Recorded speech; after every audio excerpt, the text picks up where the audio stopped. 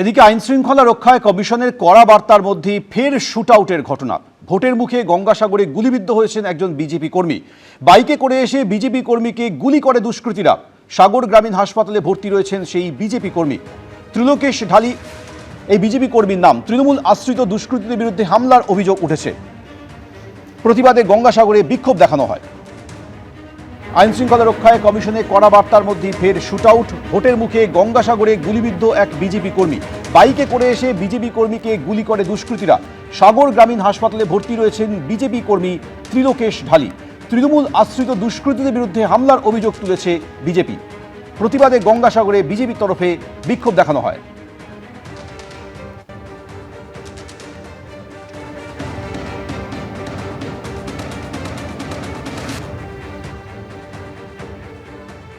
হিন্দোল দে আমাদের প্রতিনিধি টেলিফোনে রয়েছেন। হিন্দোল, কারা গুলি করলো, কি উদ্দেশ্যে এই হামলা, পুলিশ কি বলছে? দেখো, পুলিশ কিন্তু এখনো পর্যন্ত নির্দিষ্ট করে চিহ্নিত করতে পারেনি কে বা কারা এই গুলি চালানোর ঘটনার সঙ্গে যুক্ত। এবং যেটা অভিযোগ উঠে আসছে যে সকাল 8টা নাগাদ কিন্তু এই ঘটনা ঘটেছে। তিনি যখন অর্থাৎ কিনা এই ত্রিলোকেশ ঢালি তিনি কপিল মুনির আশ্রমে পুজো দিয়ে বাড়ির দিকে যখন ফিরছিলেন, তখন কিন্তু এই ত্রিলোকেশ ঢালিকে লক্ষ্য করে গুলি চালায় দুষ্কৃতীরা। এবং গুলি যখন চালানোর পরে দুষ্কৃতীরা সেখান থেকে পালিয়ে যায়। এবং ঘটনাস্থলে রক্তাক্ত অবস্থায় ত্রিলোকেশ ঢালি যখন পড়েছিলেন, তখনই স্থানীয়রা উদ্ধার করে তাকে সাগর গ্রামীণ হাসপাতালে নিয়ে যান এবং সেখান থেকে কলকাতায় তাকে ট্রান্সফার করা হচ্ছে, তেমনটাই পরিবার সূত্রে খবর। এবং এই যে গোটা ঘটনা, সেই গোটা ঘটনায় রাজনৈতিক কোনো কারণ রয়েছে কিনা সেই বিষয়টা পুলিশ খতিয়ে দেখছে। তার পাশাপাশি দুষ্কৃতীদেরকে চিহ্নিত করাটাই তাদের প্রথম কাজ, তেমনটাই পুলিশ সূত্রে খবর। গঙ্গাসাগর কোস্টাল এবং সাগর থানার পুলিশ তারা যৌথভাবে কিন্তু তদন্ত প্রক্রিয়া শুরু করেছে। যেটা পরিবারের সদস্যরা অভিযোগ করছেন যে এই যে ঘটনা ঘটলো, সেই ঘটনা কিন্তু শ্রীরাম বাসস্ট্যান্ডের কাছে এবং গঙ্গাসাগর বাসস্ট্যান্ড এবং শ্রীরাম বাসস্ট্যান্ডের মাঝামাঝি এলাকায় এই ঘটনাটা ঘটে। এবং তাকে লক্ষ্য করে গুলি চালানোর ঘটনা ঘটে। দুটি গুলি তার শরীরে বিদ্ধ হয়েছে, তেমনটাই পরিবারের সদস্যরা স্পষ্টত অভিযোগ করছে। এবং এই ঘটনার পরিপ্রেক্ষিতে পরিবারের সদস্যদের যেটা অভিযোগ যে সামনেই বিধানসভা নির্বাচন রয়েছে, সেই বিধানসভা নির্বাচনে যেহেতু তিনি কাজ করছিলেন, সেই কারণে কিন্তু শাসক দলের একেবারে এই গুলি চালানোর ঘটনার পিছনে রাজনৈতিক কারণ আছে কিনা পুলিশ সেটা খতিয়ে দেখছে। তোমাকে ধন্যবাদ। পশ্চিমবঙ্গের তফসিলি সম্প্রদায়ের মানুষ কি অবস্থায় আছে তার সবচেয়ে বড় প্রমাণ হচ্ছে আজকের ঘটনা। বিগত কয়েক বছর ধরে পশ্চিমবঙ্গে সবচেয়ে বেশি তফসিলি জাতি উপজাতির মানুষ খুন হয়েছে। আজকে সাগর বিধানসভায় আমাদের স্থানীয় নেতা, তফসিলি মোর্চার নেতা ত্রিদীপ চালি, তার বাবা ত্রিলোকেশ চালির ওপরে গুলি চালানো হলো। তিনি মৃত্যুর সঙ্গে লড়াই করছেন। এই রাজ্যে কোনো আইনের শাসন নেই। এই রাজ্যে প্রান্তিক মানুষরা প্রতিনিয়ত আক্রান্ত, রক্তাক্ত, ক্ষতবিক্ষত। মঙ্গলবার সদ্য প্রাক্তন রাজ্যপাল সিভি আনন্দ বোসের সঙ্গে সাক্ষাৎ করলেন মুখ্যমন্ত্রী। রাজ্যপালের পদত্যাগ নিয়ে রাজনীতিকরণেরও অভিযোগ তোলেন তিনি, আর জানিয়ে পাল্টা জবাব দিয়েছে বিজেপি। আর এদিকে আজই কলকাতায় আসছেন RN রবি। সন্ধ্যে 6:30 নাগাদ কলকাতা বিমানবন্দরে নামবে তার বিমান। তার প্রতি যে অবিচার হয়েছে, অন্যায়, আমি এটা এখনো মনে করি রাজনৈতিক উদ্দেশ্য প্রণোদিত। বিধানসভা ভোটের ঠিক আগে পশ্চিমবঙ্গে রাজ্যপাল বদল ঘিরে তোলপাড় পড়ে গেছে। রাজ্যপাল থাকাকালীন যে সিভি আনন্দ বোসের সঙ্গে বিভিন্ন ইস্যুতে তৃণমূল ও রাজ্য সরকারের সংঘাত লেগেই থাকতো, মঙ্গলবার তাঁর সঙ্গে দেখা করলেন মমতা বন্দ্যোপাধ্যায়। অভিযোগ করলেন সিভি আনন্দ বোস রাজনীতির শিকার।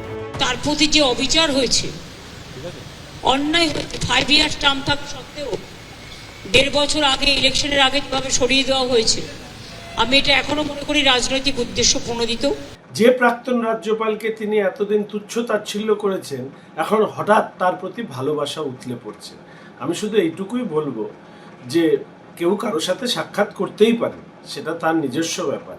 তাতে রাজ্যে তৃণমূল কংগ্রেসের সরকারের যে পতন, সেই পতনকে আটকাতে সক্ষম হবে না বর্তমান মুখ্যমন্ত্রী, তিনিও প্রাক্তন হতে চলেছেন। রাজ্যপাল পদ থেকে ইস্তফার পর রবিবার কলকাতায় আসেন CV Ananda Bose.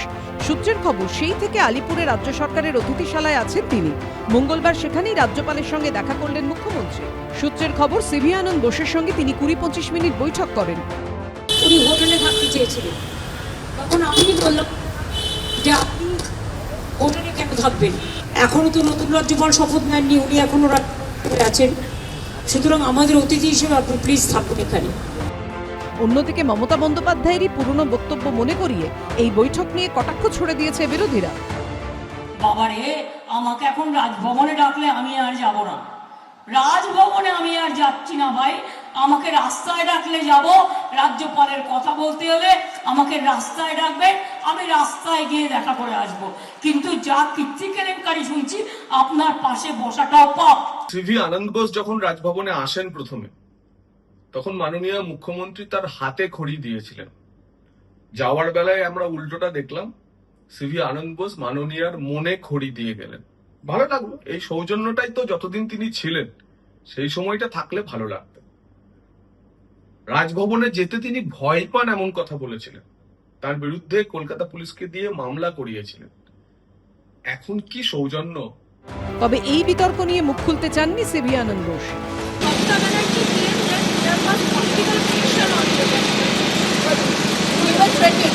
I heard you. What's your reaction to that, sir? There is no action, there is no reaction. সূত্রের খবর, বুধবার কলকাতায় আসবেন পশ্চিমবঙ্গের নতুন রাজ্যপাল রবীন্দ্র নারায়ণ রবি। সন্ধ্যে 6:30 নাগাদ কলকাতা বিমানবন্দরে নামবে তাঁর বিমান। বৃহস্পতিবার শপথ গ্রহণ করবেন তিনি। সত্যজিৎ বৈদ্য, রুমা পাল, এবিপি আনন্দ।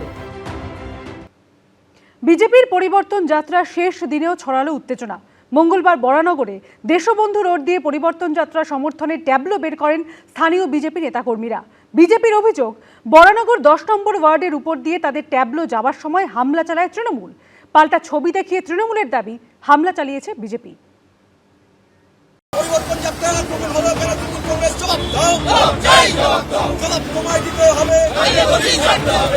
মার্চের শুরুতে রাজ্যের 9টি জেলার 9টি প্রান্ত থেকে শুরু হয়েছিল। মঙ্গলবার শেষ হলো বিজেপির সেই পরিবর্তন যাত্রা। আর শেষ বেলাতেও বিজেপির পরিবর্তন যাত্রা ঘিরে ছড়ালো উত্তেজনা। মঙ্গলবার বরানগরে দেশবন্ধু রোড দিয়ে পরিবর্তন যাত্রা সমর্থনে ট্যাবলো বের করেন স্থানীয় বিজেপির নেতাকর্মীরা। বিজেপির অভিযোগ, বরানগর 10 নম্বর ওয়ার্ডের ওপর দিয়ে তাদের ট্যাবলো যাওয়ার সময় হামলা চালায় তৃণমূল, ছিঁড়ে দেয় ফ্লেক্স। আমরা এই মুহূর্তে বরানগর থানার সামনে রয়েছি। বিজেপির পরিবর্তন যাত্রা দেশবন্ধু রোডে চলছিল, সেখানেই তাদের যে পরিবর্তন যাত্রার গাড়ি সেটা ভাঙচুরের অভিযোগ বিজেপি কর্মীরা করছেন। সেই যাত্রা যখন 10 নম্বর ওয়ার্ডে হরিজন বস্তির কাছে পৌঁছয়, অসীম হালদার এবং জয়ন্তী খাঁ এই দুজন এই পরিবর্তন যাত্রার গাড়ির ওপর হামলা করে, ভাঙচুর চালায়। তাদের দুজনকে রাস্তায় ফেলে মারধর করা হয়েছে। অসীম হালদার তৃণমূলের অনুপ্রাণিত একটা দুষ্কৃতী। পাল্টা ছবি দেখিয়ে তৃণমূলের দাবি, হামলা চালিয়েছে বিজেপি। উস্কানি ছাড়া, প্ররোচনা ছাড়া আমাদের স্থানীয় ওখানে কিছু ছেলে ছিল, আমাদের মনোভাবাপন্ন, এবং আমাদের তৃণমূল ছাত্র পরিষদও করে। তাকে হঠাৎ করে টার্গেট করে অন্তত মিছিলের 50-60 জন লোক মিলে তাকে অ্যাটাক করে, তাকে মারে, এবং মিছিলে লাঠি সোটা নিয়ে, ইট টিট নিয়ে তাকে মারে, বিভৎসভাবে মারে। সেই মুহূর্তে বরানগর স্টেট জেনারেল হসপিটালে কেউ যদি নিজের ট্যাবলো নিজে ভেঙে তারপর ছবি তোলে, টেনে হিচড়ে না মারলে এই জিনিস হয় না। ঘটনায় দুপক্ষই বরানগর থানায় অভিযোগ দায়ের করেছে। ময়ূখ ঠাকুর চক্রবর্তী, এবিপি আনন্দ। এবিপি আনন্দ, এগিয়ে থাকে, এগিয়ে রাখে।